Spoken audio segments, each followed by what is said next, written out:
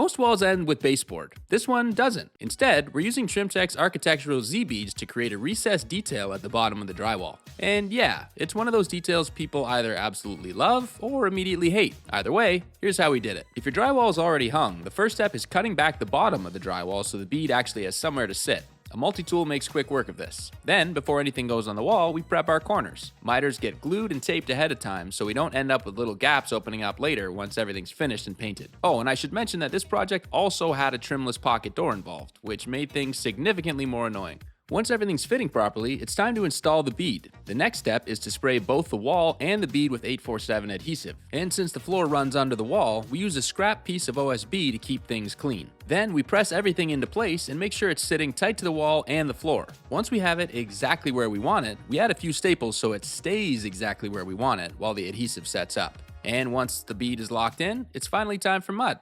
A few smooth coats of compound before blending the bead right into the drywall until the transition completely disappears. At this stage, you're not trying to bury everything in mud, you're just slowly building the surface out flatter and flatter with each pass, which shouldn't take more than 2 or 3 coats from start to finish. Then, once it's dry, we sand everything smooth and clean up all the transitions. Because with a detail like this, lighting and shadows will show every little imperfection. And since we've already gone through all this work, we might as well get it perfect. After a little paint, it's finally time to pull the floor protection, and at that point, what you should be left with is a very cool reveal detail where the floor visually slides underneath the wall. Subtle, modern, and perhaps slightly impractical, but that's for you to judge. And if the past has taught us anything, it's that you will.